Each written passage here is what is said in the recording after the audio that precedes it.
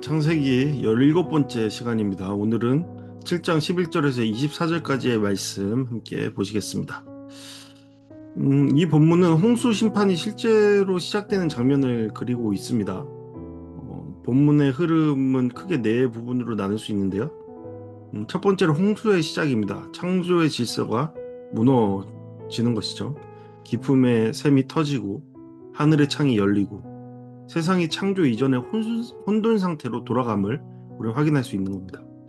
그리고 두 번째로 방주로 들어갈 때 하나님의 문이 닫힌다라는 것을 우리는 볼 수 있습니다.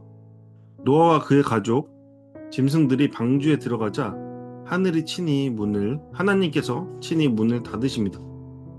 노아의 구원이 하나님께 있다는 사실을 보여준다라는 것이죠. 그리고 세 번째로 물 위에 떠 있는 방주, 그러니까 은혜로만 지탱된다라는 것을 확인할 수 있습니다. 비가 40일 동안 쏟아지지만 방주는 전복되거나 어디 피해를 입거나 하지 않습니다. 인간의 기술이 아니라 하나님의 은혜가 방주를 떠있게 한다라는 것을 확인할 수 있죠. 그리고 마지막으로 심판과 구원의 갈림길이 있다라는 것을 보게 됩니다. 방주 밖에 있는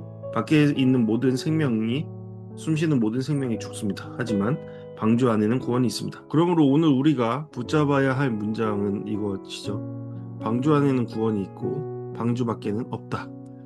오늘날 그 방주는 예수 그리스도십니다. 네, 오늘 말씀 함께 살펴보시겠습니다. 오늘 11절에서 12절까지의 말씀을 보면 노아가 600세 되던 해 둘째 달 17일 날 그날의 거대한 기품의 샘들이 한꺼번에 터지고 하늘의 창들이 열려 비가 40일 밤낮으로 쏟아졌다라고 나타나 있습니다. 여기서 우리는 두 가지 이미지를 보게 되죠. 하나는 기품의 샘이 터진다라는 것인데 이것은 땅 아래 저장된 물들이 폭발하듯이 솟아오르는 것을 뜻하는 것이고, 하늘의 창이 열린다라는 것은 하늘 위에 있던 물이 쏟아져 내린다라는 의미입니다. 그러니까 위아래로 물이 완전히 이제 세상이 찢어지듯이 물이 쏟아져 내린 것이죠. 이것은 창세기 1장의 창조를 정반대로 돌려놓는 장면이라고 볼 수 있죠.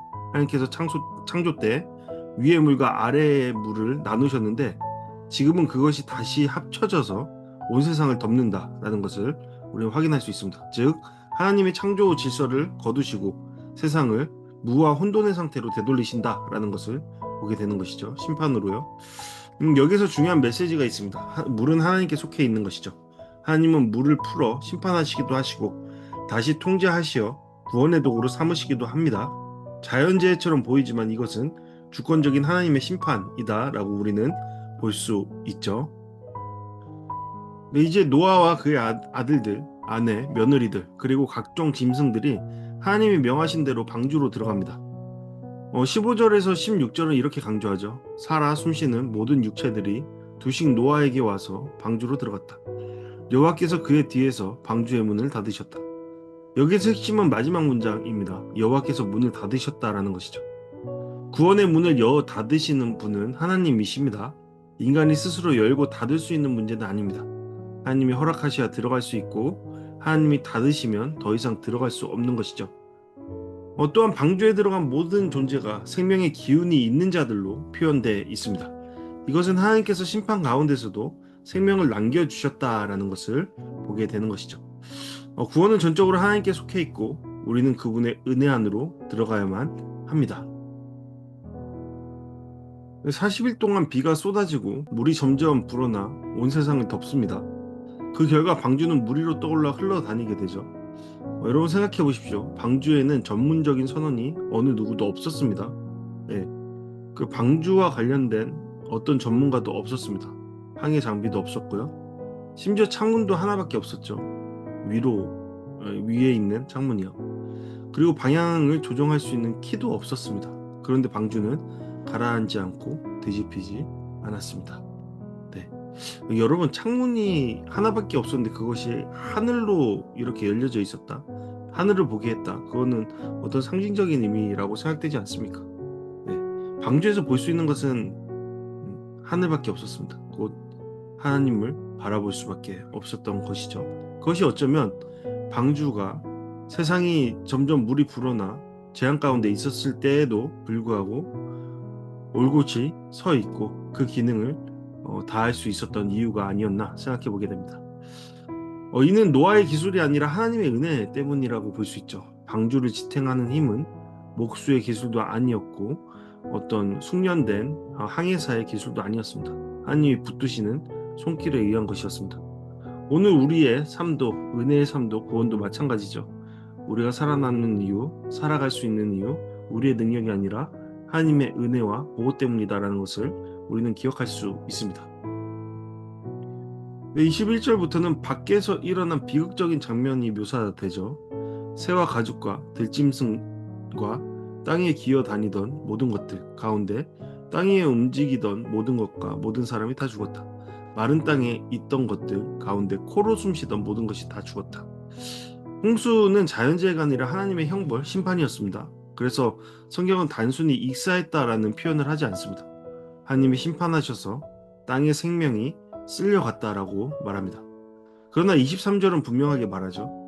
대조적으로요. 오직 노아와 방주와 그와 함께 있던 사람들과 짐승들만 살아남았다. 결국 운명을 가른 것은 방주 안에 있었는가 아니면 밖에 있었는가입니다. 방주 안에서는 구원이 있었고 방주 밖에서는 심판이 있었습니다.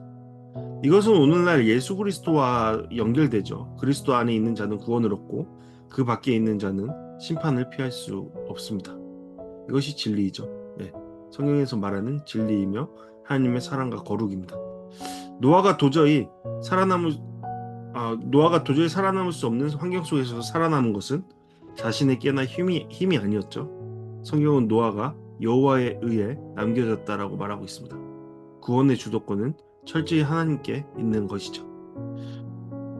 그러므로 우리는 오늘 말씀을 통해서 우리가 방주 안에 있는가라는 것을 생각해 볼 수 있죠. 나는 즉 예수 그리스도 안에 있는가, 그 안에 거할 때만 구원이 있다라는 것을 기억해야 합니다. 그리고 두 번째로 은혜로만 설 수 있다라는 것을 볼 수 있는 거죠.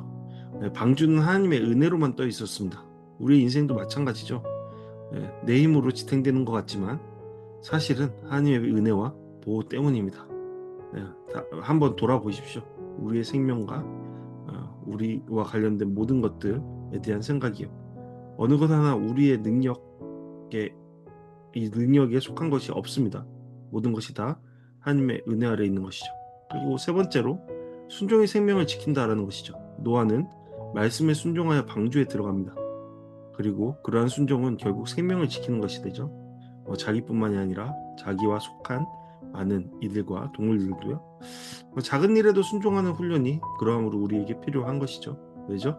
작은 일에 순종함이 결국에는 우리가 큰 일에 순종함이 함으로 이어지기 때문입니다. 네, 오늘 본문은 우리에게 분명히 말합니다. 방주 안에는 구원이 있고 방주 밖에는 없다. 그리고 방주가 오늘날 우리에게는 곧 예수 그리스도이시다. 그러므로 우리는 언제나 그리스도 안에 거하고 하나님의 은혜를 의지하며 말씀에 순종하는 삶을 살아가야 할 것입니다. 네, 이 시간 다 같이 오늘 말씀을 통해서 묵상과 적용 함께 하기 원합니다. 첫 번째로 나는 지금 방주 안, 곧 예수 그리스도 안에 있는가? 방주 안에 들어간 자들은 모두 구원을 받았습니다. 방주 밖에 있던 자들은 아무리 힘이 있고 세상적인 지혜가 있어도 살 수가 없었습니다. 네, 그들의 한계였죠. 오늘 우리에게 방주는 예수 그리스도십니다. 교회를 다니고 신앙적인 언어를 사용한다고 해서 겉모습이 그렇다고 해서 반드시 그리스도 안에 있는 것이 아닙니다. 내가 정말 그리스도와 인격적으로 연합하여 살아가고 있는지 아니면 여전히 밖에서 기웃거리며 형식적인 신앙에 머물러 있는 것은 아닌지 스스로 물어봐야 하겠죠. 여러분은 어디서 계십니까? 두 번째로 내 삶의 안정과 평안을 무엇에서 찾고 있는가 우리 생각해 볼 수 있습니다. 노아의 방주는 항해 장비도 노련한 숙련된 선원도 없었습니다. 그런데도 방주는 뒤집히지 않고 무사히 떠 있었죠. 그 이유는 단 하나, 하나님께서 붙드셨기 때문입니다. 우리의 삶도 마찬가지죠. 우리는 종종 우리의 물질이나 지식, 인간관계, 건강을 삶의 안전망으로 붙들고 싶어합니다. 그래서 그것에 집착하죠. 그러나 그것들은 언제든지 무너질 수 있는 것들입니다. 네. 그래서 우리는 염려하는 것이죠. 우리의 손을 벗어난 능력이지만 그것이 어느 순간에 무너질 수 있다라고 생각하기 때문이죠. 내 마음의 평안을 유지하게 하는 진짜 근거는 그것이 아닙니다. 그것은 무엇입니까? 그것에 대해 정직하게 돌아봐야겠죠. 혹시 하나님이 아니라 다른 것을 붙잡고 있다면, 그러한 모습이라면 우리는 다시 한번 생각해보고 돌아서야 할 겁니다. 마지막 세 번째로 하나님께서 주신 작은 순종의 자리를 놓치고 있는 것은 아닌가 생각해 볼 수 있죠.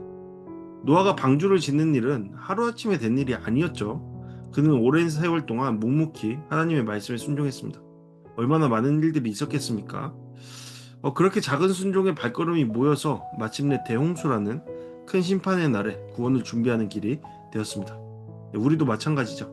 오늘 하나님께서 말씀하시는 작은 순종, 가정에서의 한마디 사랑의 말, 내가 전해야 될 사랑의 표현들, 사랑의 방식들, 사랑의 행위들, 성실하게 드리는 기도와 정직한 일상의 태도, 이 모든 것이 하나님께서 나를 구원으로 인도하시는 통로가 되는 것이죠. 그렇다면 나는 작은 순종을 대수롭지 않게 여기고 있는 것은 아닌지, 하나님의 말씀 앞에서 가볍게 지나가고 있는 것은 아닌지, 그저 회피하는 방식을 선택하고 있는 것은 아닌지 우리 깊이 돌아봐야 하겠죠. 네, 여러분은 어떤 답을 하실 수 있으시겠습니까? 네, 우리 이 시간 다 같이 우와, 함께 왜 기도하기 그래? 원합니다. 나를 위한 기도. 주님, 내 힘이 아닌 은혜로 구원받았음을 기억하게 하소서. 말씀 속에서 나타난 모든 것들이 나에게 적용되고 그것으로 살아낼 수 있도록 주님 함께 해달라고 함께 기도하기 원합니다. 교회를 위한 기도. 우리 교회가 방주처럼 세상의 속에서 구원의 통로가 되게 해달라고, 그것을 위해서 세워지는 사람들이 많아지게 해달라고 함께 기도하기 원합니다. 마지막으로 중보기도입니다. 방주 밖에 있는 영혼들이 그리스도 안에 들어와 구원을 얻게 하소서. 그러한 일을 나 자신이 행할 수 있도록 주님, 그러한 도구로 사용될 수 있도록 주님 함께 해달라고 함께 기도하기를 원합니다. 네, 감사합니다. 네, 기도 열심히 하시고 말씀 묵상 열심히 해주십시오. 이것이 하나하나 쌓여갈 때 우리의 삶이 우리의 역사가 될 것입니다. 네, 다음 시간에 뵙도록 하겠습니다. 감사합니다.